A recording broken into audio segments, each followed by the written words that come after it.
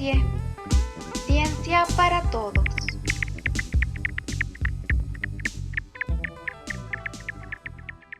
Bienvenidos a Depende de la Especie, podcast de la Universidad Juárez del Estado de Durango, dedicado a la divulgación de la investigación en ciencias biológicas. Soy Brenda Díaz Cárdenas y los acompañaré en el episodio de hoy que trata sobre un proceso ecológico muy importante para muchas especies animales y vegetales también, que es la migración. Para este tema contamos con la presencia del doctor Ubaldo Márquez. ¿Cómo estás, doctor? Bienvenido. Hola, ¿qué tal, Brenda? Muy bien, muchas gracias por la invitación. Gracias a ti por aceptar la invitación. Voy a contarles un poquito sobre la trayectoria del doctor Márquez. Él es licenciado en Biología por la Universidad Autónoma Metropolitana, la UAM, y maestro en Biodiversidad y Conservación por la Universidad Autónoma del Estado de Hidalgo. Realizó sus estudios de doctorado en Ciencias Biológicas y de la Salud por la UAM también. Actualmente forma parte de la Asociación Civil TOTU, realizando recorridos de observación de aves y actividades de educación ambiental y divulgación científica.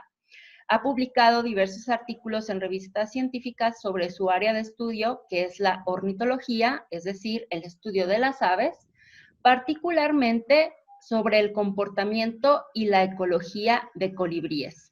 Y el día de hoy nos va a hablar precisamente sobre un proceso que es muy importante y muy conocido, sobre todo en las aves, pero incluye a más grupos, que es la migración. Muchas gracias, doctor, nuevamente. Dejo ahora el micrófono, la pantalla y todo. Bueno, pues nuevamente, Brenda, te agradezco por la invitación. Espero que les guste la charla. Como nos mencionó Brenda, vamos a hablar acerca de las migraciones. Y bueno, creo que todos tenemos una noción de lo que implica la migración animal, pero ecológicamente podemos definir este fenómeno como el movimiento de ida y vuelta entre ámbitos hogareños bien definidos de las especies. Y bueno, realizar migraciones tiene ventajas para las especies que realizan estos movimientos, como el aprovechamiento de recursos, de picos de abundancia de recursos, ¿no? Nos pueden aprovechar esos picos y consumir esos recursos, así como encontrar mejores condiciones ambientales y climáticas, así como lugares más adecuados para la reproducción, e inclusive evitar la competencia y la depredación. Otro concepto importante en estos movimientos animales es la temporalidad con la cual ocurren. La idea tradicional o que todos tenemos arraigada en la migración animal es que son movimientos cíclicos, llamémoslos así, regulares, es decir, que ocurren siempre en cierta época del año. Y, por ejemplo, las migraciones latitudinales, ¿no? Donde una especie se moverá de latitud, regularmente viajando hacia el sur o viajando hacia el norte, dependiendo la temporada del año. Sin embargo, también existen las migraciones irregulares, como en el ejemplo que aquí les traigo de esta ave, que se le conoce comúnmente como chinito. Su nombre científico es Bombicilla cedrorum, y este es su mapa de distribución. Aquí en la parte central y sur de Canadá está su área de reproducción, mientras que su área de invernación es lo que está pintado de azul más clarito y abarca todo el sur de Estados Unidos, México y llegando a países inclusive de Centroamérica. Sin embargo, esta especie presenta una migración irregular. Se reproduce en verano en esta área, y si las condiciones son adecuadas, principalmente me refiero a la abundancia de recursos. Esta especie se alimenta principalmente de frutos. Si en esta área encuentra suficiente abundancia de frutos, ya no viajará más hacia el sur y puede pasar el invierno en estas áreas norteñas. Y bueno, esto, como les mencioné, está asociado, eso se conoce como una migración irregular. Si bien no es lo más frecuente en las especies, hay algunas que lo hacen, y está asociado a recursos altamente variables, como en este caso les menciono, la abundancia de frutos, ¿no? Que está también pues, relacionado a si fue un año seco, si fue un año lluvioso, si las condiciones fueron adecuadas. Entonces tienen esta flexibilidad conductual de realizar o no los viajes migratorios en el caso de esta especie particular. Y bueno, esta estrategia de migrar, de desplazarse latitudinal o altitudinalmente, está presente en diferentes grupos biológicos, como los peces, pues este ejemplo clásico, el salmón, las tortugas, los reptiles como las tortugas marinas, mamíferos como ballenas, insectos como la mariposa, que me voy a centrar eh, para esta charla. Aquí en la imagen tenemos a esta ave que se conoce como perlita azul gris, Polyptila cerulea, es un visitante de invierno, pasa el otoño y el invierno en México. Luego, como les mencionaba, también existe la migración altitudinal. En el primer ejemplo que platicábamos del chinito, pues es una migración cuando ocurre de forma latitudinal, es decir, pues salen de la zona en la cual se reproducen, o cambian de latitud, viajan hacia el sur para pasar ahí el otoño y el invierno y posteriormente regresan a sus lugares de reproducción.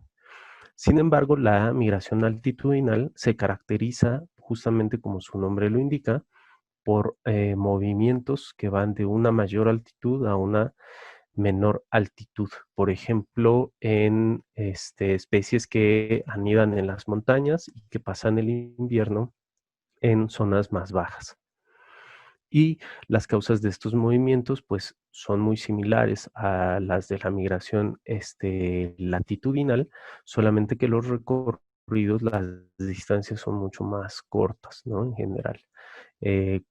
Inclusive a la migración latitudinal se le conoce como migración de larga distancia. Y bueno, los beneficios de estos movimientos igual son aprovechar el incremento de recursos que son abundantes en sitios para anidar, y se ha encontrado en varias especies también que están muy asociados a fenómenos climáticos, por ejemplo, las tormentas, como es el caso de esta especie, que está ilustrada aquí, que es el saltarín gorgiblanco occidental, Corapipo altera. Boyle y colaboradores reportan que, bueno, esta especie se distribuye en Centroamérica. Ellos estudian una localidad en Costa Rica, donde esta especie se distribuye y donde existen parte de su población o poblaciones son sedentarias, es decir, todo el tiempo están en altitudes bajas, y otras poblaciones son migratorias altitudinales y en una parte del año la pasan en las montañas y otra en las partes bajas. Y ellos encontraron que justamente su periodo reproductivo termina cuando inician el periodo de lluvias intensas. Y justo terminando su periodo reproductivo, realizan movimientos de migración altitudinal a partes más bajas para evitar que las lluvias intensas, vamos a decirlo así, les toque en este ambiente montañoso, que es mucho más agreste, que tal vez la intensidad de las precipitaciones es más fuerte y hay más riesgo de morir. Pues una vez que termina su temporada reproductiva, van hacia las partes bajas y pueden aprovechar también estos beneficios de desplazarse de un lugar a otro en busca de recursos y mejores sitios. Pero bueno, ya que tenemos un panorama más o menos general de qué es la migración y cuáles son los diferentes tipos de migración que podemos encontrar en las aves, pues la pregunta es obligada, pregunta es obligada y es, ¿y por qué lo hacen, no? O sea, ¿por qué una especie viajaría tantos kilómetros en el caso de la migración latitudinal, para reproducirse o para pasar el invierno? Y bueno, la teoría lo que nos indica es que las aves tropicales comenzaron poco a poco a expandir sus sitios de anidación cada vez más al norte, cada vez más al norte, cada vez más al norte. ¿Y por qué? Bueno, en esta grafiquita tenemos en el eje de las X el número de días que conforman un ciclo anual, del 0 al 365, y en el eje de las Y la luz solar. Entonces, aquí tenemos una latitud 60 grados norte, que eso corresponde a más o menos al sur de Alaska, para que tengamos una referencia. ¿Qué ocurre? Que si tomamos de referencia el Ecuador, estaríamos a 0 grados latitud norte. Y en el Ecuador, las condiciones son estables todo el año, es decir, todo el año, los 365 días del año, vamos a tener 12 horas de luz solar, que es esta línea verde, ¿no? Sin embargo, conforme nos vamos desplazando hacia el norte, se va incrementando, se va pronunciando este pico en el número de horas diarias de luz solar. Mientras más al norte vayamos, va a haber una temporada del año donde vamos a tener inclusive 16, 17 horas, inclusive en latitudes mucho más norteñas, 24 horas de luz solar. ¿Esto qué tiene que ver con la migración?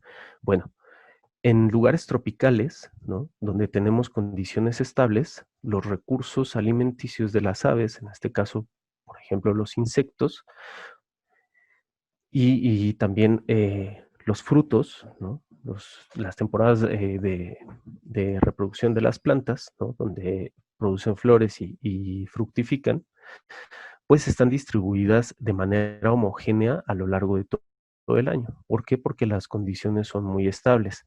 Sin embargo, en latitudes norteñas, conforme nos desplazamos hacia el norte, eh, esto va cambiando y hay momentos en el año donde se concentran las mejores condiciones.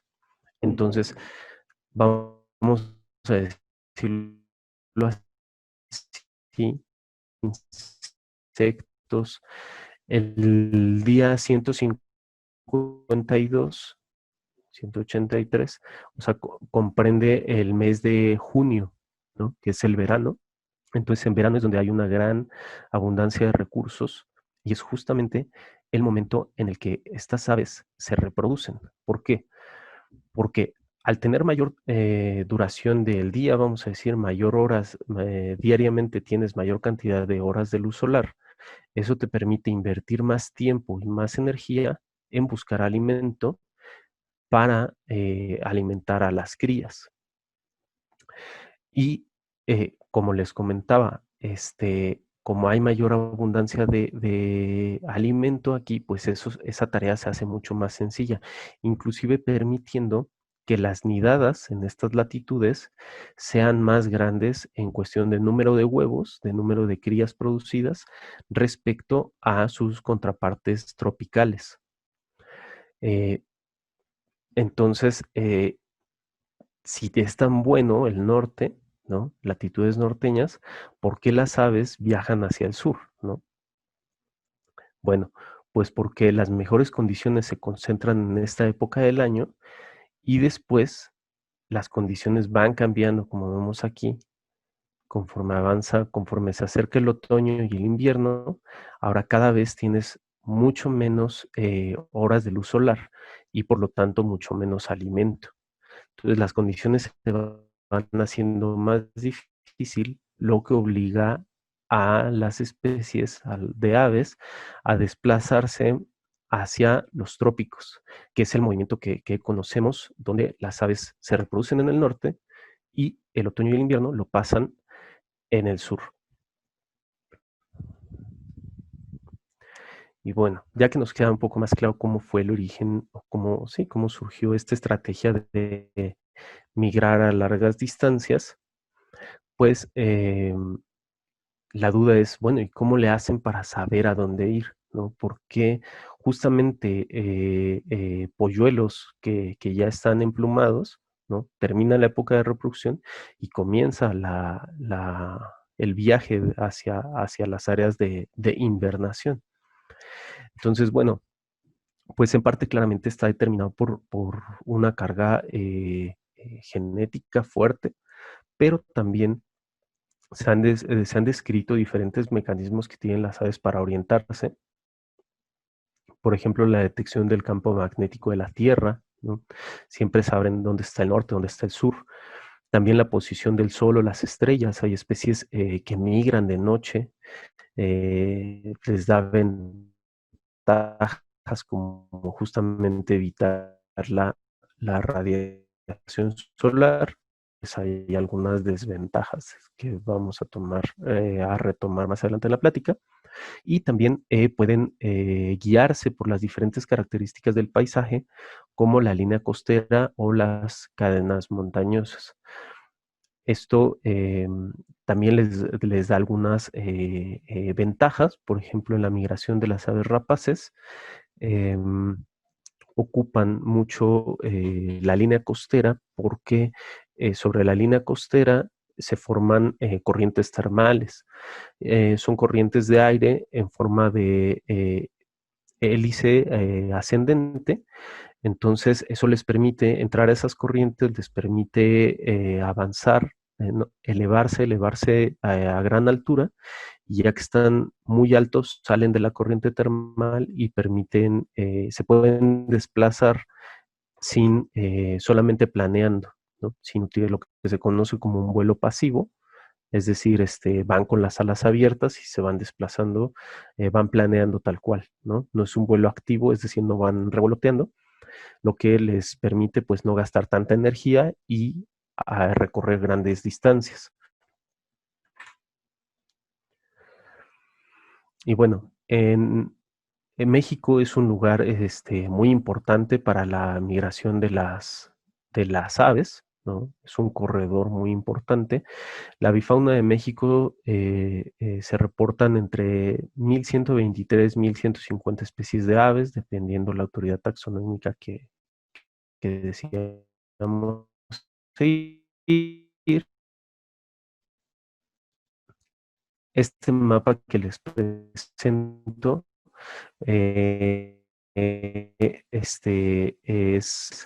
los puntitos van cambiando de color dependiendo el mes del año al cual estamos haciendo referencia, ¿no? Aquí va cambiando la fecha. Junio, julio es la temporada de reproducción en el norte, y vemos cómo después los puntitos se mueven hacia el sur. Cada puntito es una especie, y vemos como algunas inclusive prácticamente cruzan el continente. Miren, aquí vamos. En enero, febrero es el final del invierno. Después empiezan a viajar hacia sus territorios de reproducción en latitudes norteñas, ¿no? Se reproducen y vienen de regreso a pasar el invierno en los trópicos, ¿no? O en latitudes más sureñas. Este mapa se hizo con los datos de 2002 a 2014, ¿no? Es una compilación de datos, y se hizo principalmente a partir de datos de ciencia ciudadana. Bueno, para que quede más claro, les voy a hablar un poquito de la ruta migratoria del que tenemos aquí. Es un macho de zumbador canelo.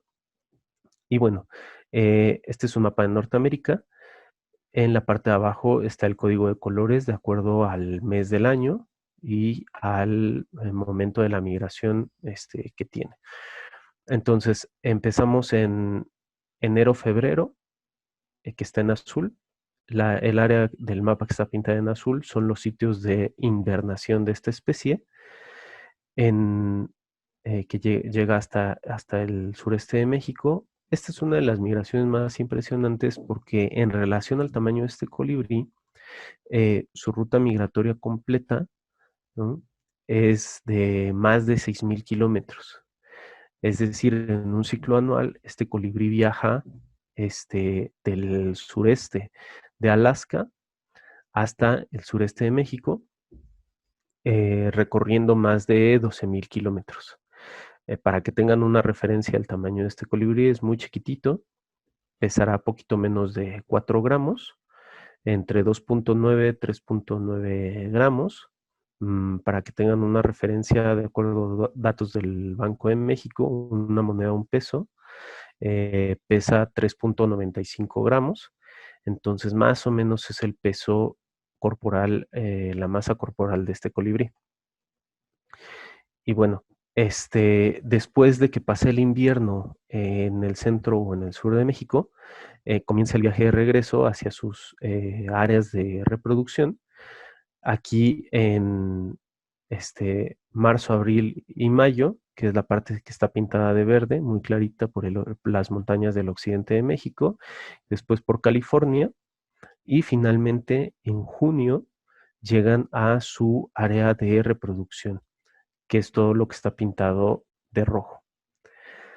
Aquí hacen sus cortejos, la puesta de los huevos, la crianza de los polluelos, y posteriormente a eso, una vez que los polluelos ya están emplumados, listos para volar, les toca hacer su primer viaje, ¿no?, su primer migración, que es esta parte que está pintada de amarillo, naranja, y es julio, agosto, septiembre y octubre, para finalmente terminar en noviembre, diciembre, enero y febrero en sus sitios de invernación.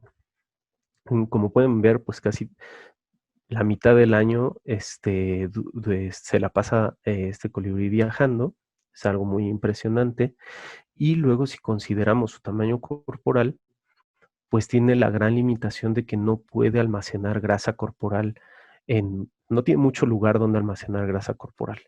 Entonces, a lo largo de toda esta ruta migratoria, va haciendo pequeñas paradas de reabastecimiento en diferentes localidades donde encuentra recursos de los cuales se puede alimentar. Los colibríes son aves nectarívoras principalmente. Se alimentan, su dieta es néctar floral, néctar que extraen de las flores, y lo complementan con algunos insectos. Entonces, inclusive para su ruta migratoria está empatada con los diferentes picos de abundancia y periodos de floración de estas especies de flores de las cuales se alimenta.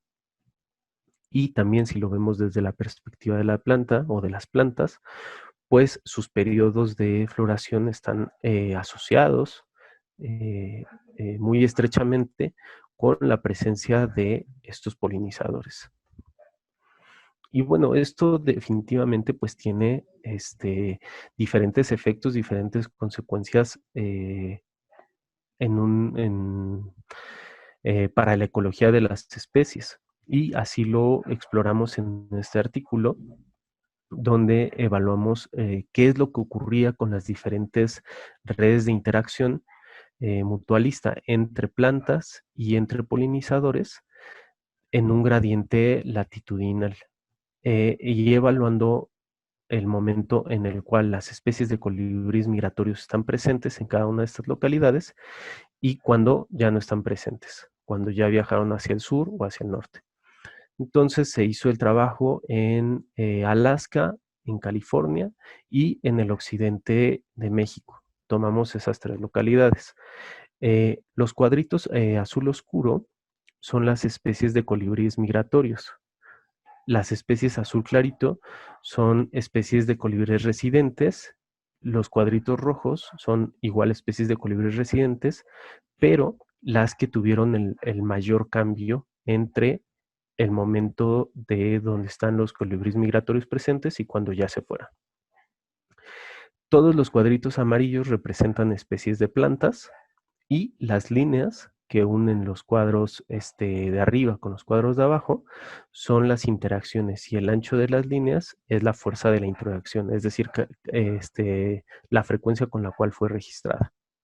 Y bueno, algo que salta a la vista también es cómo estas redes de interacción mutualista se van haciendo más complejas conforme nos vamos acercando a los trópicos, conforme vamos viajando hacia el sur. Vemos como el ensamble de especies de más norteño en Alaska pues está compuesto solamente por una especie de colibrí y 3 especies de plantas. Cuando esta especie migratoria viaja hacia el sur, pues aquí queda ese nicho vacío, vamos a llamarle así. Pero lo importante, lo interesante, ocurre en California y en México. Bueno, este cuadrito de aquí representa a este colibrí, que es el colibrí cabeza roja, Caliptana. Vemos que cuando están presentes las especies migratorias de colibríes, bueno, pues sí, forma parte del ensamble, visita algunas especies de flores. Pero cuando este colibrí migratorio se va al sur, el papel dentro de la comunidad de este colibrí cabeza roja se incrementa significativamente. Vemos cómo ya no solamente visita 3 especies de plantas, ya visita mucho más, ¿no? Vemos cómo creció este cuadrito y ahora forma parte importante, parte medular de ese ensamble de polinizadores. Y el mismo patrón ocurre en México. Aquí este cuadrito rojo representa al zafiro de orejas blancas, Basilina leucotis, y vemos como cuando está presente la especie de colibrí migratoria, pues sí forma parte importante, pero cuando este colibrí se dirige hacia el norte, el zafiro de orejas blancas ahora es el que lleva la batuta y el que visita mayor cantidad de flores en esta comunidad. Esto desde luego pues tiene implicaciones importantes para la ecología tanto de los polinizadores como de las plantas que visitan, porque afecta la tasa de visitas y por lo tanto de polinización, de fructificación y de producción de semillas. Entonces vemos cómo hay un efecto compensatorio que en cuanto lo podemos ver así, en cuanto llegan las especies de colibríes migratorios, estos reducen el número de especies que visitan, pero en cuanto se van, se incrementa y así ocurre esta compensación ecológica entre polinizadores y plantas. Y por supuesto, la migración también tiene implicaciones para la conservación, porque una vez que queremos o que necesitamos conservar una especie migratoria, tenemos que conservar no solamente sus áreas de reproducción, sino también el destino y también la ruta migratoria como tal. ¿Por qué? Porque si no conservamos esa ruta migratoria, pues no va a tener posibilidad de llegar a un lado ni al otro, ¿no? Entonces aquí se hace fundamental también darle la importancia o darle la relevancia a procesos de conocimiento de ciencia básica, porque de muchas especies de aves, ¿no? De colibríes, lo sé de primera mano, muchos aspectos de su biología básica todavía se desconocen. Sabemos que son migratorios altitudinales, por ejemplo, pero no sabemos exactamente qué es lo que motiva ese movimiento, ¿no? No sabemos qué ocurre siempre, no sabemos la ruta exacta. Hay muchos aspectos que se desconocen y son puntos muy importantes para poder diseñar e implementar acciones de conservación efectivas. De igual manera, el año pasado, a finales, Rosenberg y colaboradores publicaron un artículo muy impactante acerca de el estatus poblacional de las especies de Norteamérica. Ellos utilizan datos de especies tanto de Estados Unidos como de Canadá, incluyen especies residentes y migratorias, y reportan una pérdida de 3,000 millones de aves. Es muchísimo, es más o menos, es decir, las especies siguen existiendo, ¿no?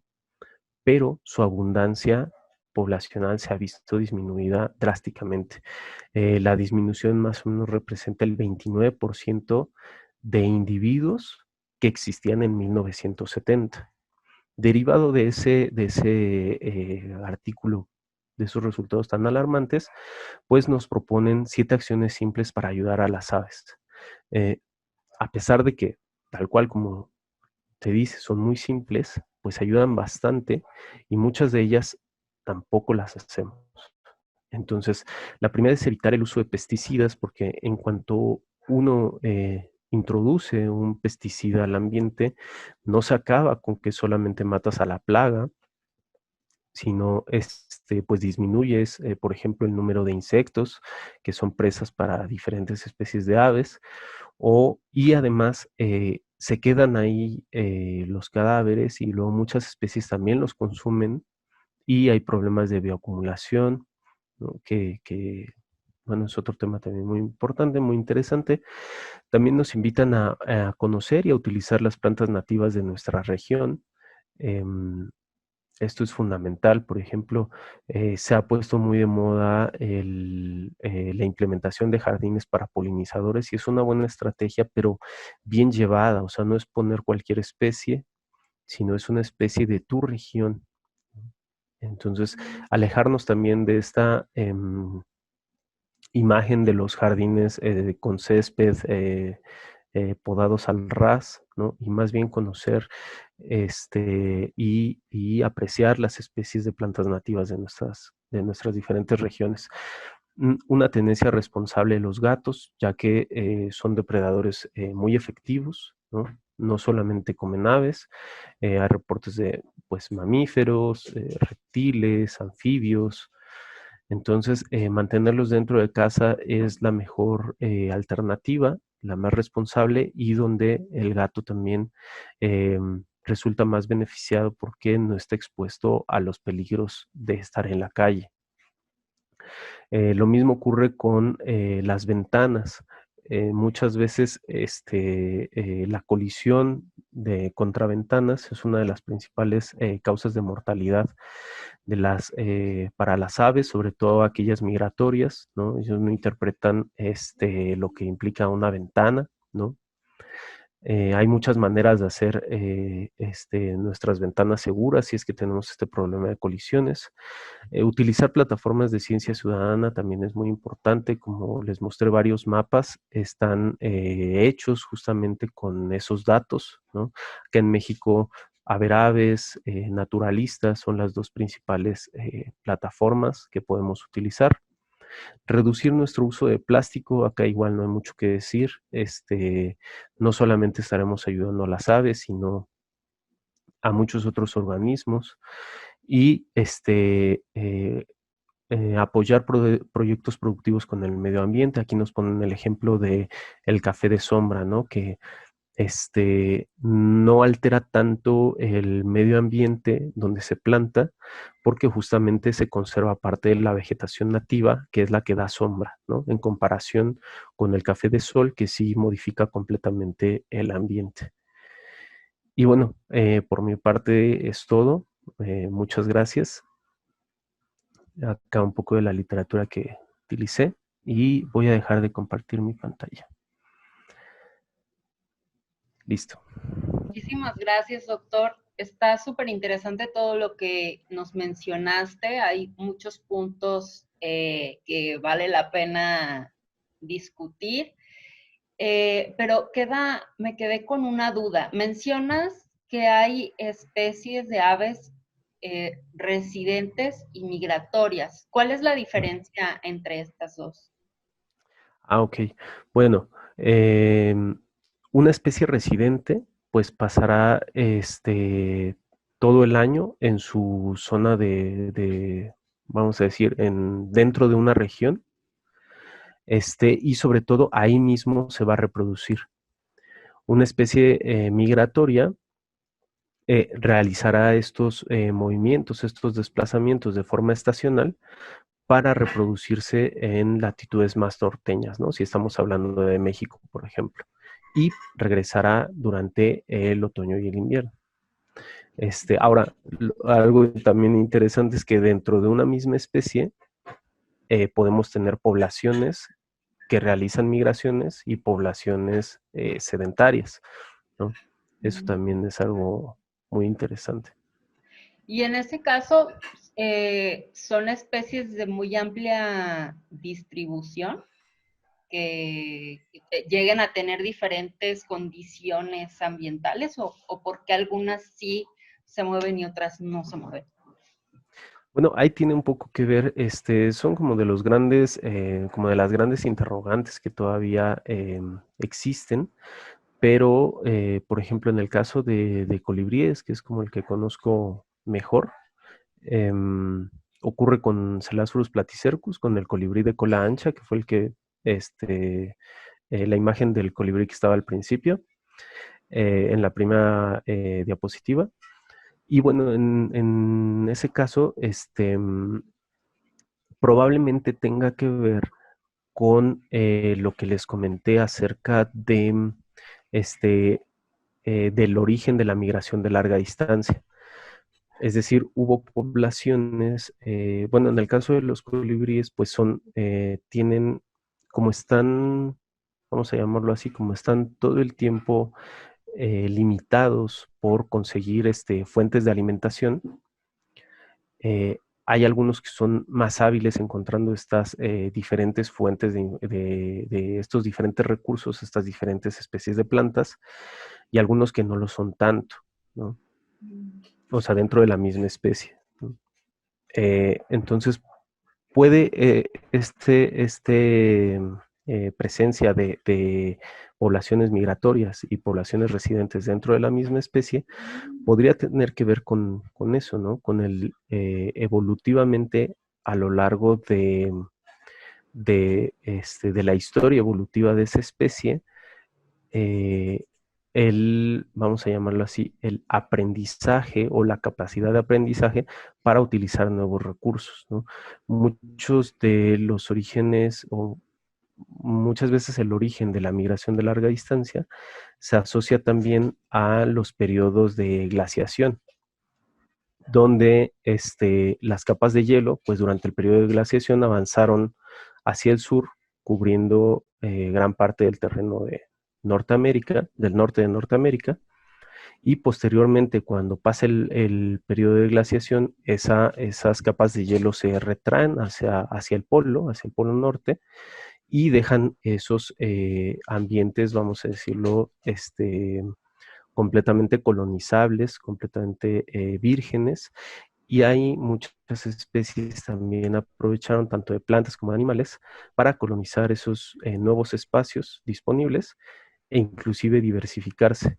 Entonces, puede que por ahí esté la razón, o sea, que parte de esta población haya colonizado esos nuevos ambientes y encontrado las condiciones adecuadas para reproducirse, pero al estar tan al norte, pues tendrían que regresar a pasar los inviernos en el sur, mientras que la otra parte de la población o otras poblaciones, pues se quedaron en el centro del país aprovechando los recursos, vamos a decirlo así, que ya conocían. Es una posible explicación, pero pues es muy interesante, ¿no? Explorar como esos, porque ahora sí que depende de la especie literalmente, ¿no? Está súper interesante porque pues hay mucho que hacer, ¿no? Hay mucho que conocer todavía y estamos en 2020, Así casi es, así es. 2021 y hay tanto por aprender todavía. Sí. Oye, y hablando de esto, por ejemplo, he leído que en el caso de las tortugas, no sé si de todas las especies, pero sé que algunas, regresan justamente al sitio en el que nacieron, ¿no? En el caso de las aves ocurre lo mismo, siempre van por la misma localidad, por decirlo, o van cambiando. Sí, es algo muy interesante. Sí, ocurre algo bastante similar. De hecho, son bastante fieles a sus sitios, tanto de invernación como de reproducción, como de anidación. Entonces sí ocurre lo mismo, es algo también muy impresionante porque muchas veces, pues sí, tal cual, la tortuguita recién eclosionada, pues sale de esa playa y regresa hasta que ya tiene la capacidad de haberse reproducido, ¿no? A poner ahí su nido como tal. Y en el caso de las aves también, o sea, recién que están emplumados, comienza su primer viaje, ¿no?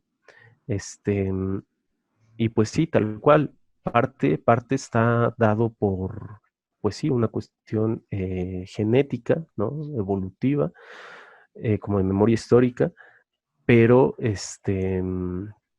pues también es un tema muy, muy interesante, ¿no? O sea, ¿cuál es el mecanismo que les permite eh, tener arraigado justamente ese sitio donde pues ellos nacieron, vamos a decirlo así, ¿no? Para regresar ahí y ahí reproducirse.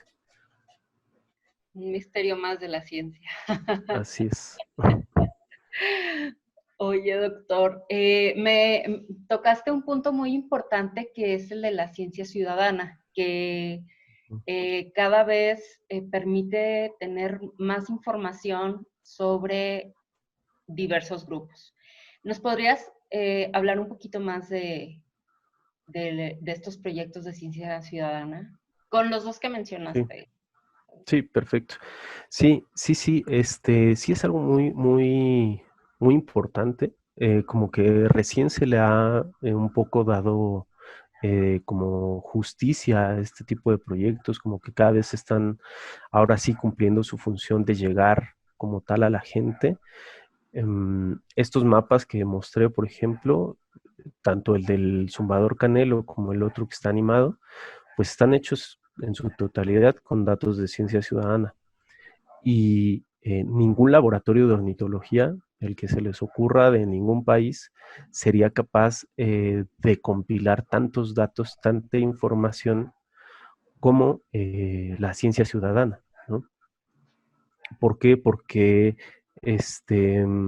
cuando se lleva el mensaje correcto a la gente, ¿no? En este caso, por ejemplo, de observar aves y subir sus registros a ver aves o a naturalista, pues cada vez se van empapando más de lo que nos rodea, ¿no? O de lo que les rodea, y eso también es benéfico para todos, porque nos hace estar más atentos y más conscientes de cuando las cosas están cambiando, ¿no? Muchas veces estamos como tan ensimismados en nuestra vida que no nos damos cuenta ni siquiera de lo que nos rodea. Acá en Ciudad de México pasó algo muy chistoso con la contingencia, porque entramos en la Jornada Nacional de Sana Distancia en creo que la segunda o tercera semana de marzo, y por ahí venía la temporada reproductiva de muchas aves residentes. Entonces, hubo varias notas periodísticas que decían, es que las aves están regresando a la Ciudad de México, ¿no? Se escucha mucho el canto de las aves. En realidad, siempre han estado ahí, nada más que no les prestábamos la atención debida, ¿no? Sí se escuchaba mucho más intenso, pero primero porque disminuyó el ruido, ¿no? Ya no había tanto tráfico aquí en la Ciudad de México, y también pues estábamos más conscientes, más presentes de lo que nos rodeaba, y coincidió con la temporada reproductiva. Entonces fue como el caldo de cultivo perfecto para que la gente se diera cuenta que en la ciudad no solamente hay palomas y gorriones, ¿no? Sino pues aquí en la Ciudad de México hay reportadas más de 300 especies de aves, muchas de ellas migratorias, más del 60% migratorias. Entonces, pues fue un descubrimiento para muchas de las personas, ¿no? Ay, sí, está. Creo que eso también hace o haría que la gente estuviera más apegada o se acercara un poquito más a la ciencia, ¿no? Además de que conocen lo que hay a su alrededor y comienzan como a observar más, pues eso podría eh, incluirlos más y acercarlos más a la ciencia, que es lo que nos falta. Yo creo que vamos a dejar en la parte de comentarios los links para que descarguen y para que revisen algunas de estas páginas y aplicaciones que puedes tener ahí en tu celular muy fácilmente. Perfecto.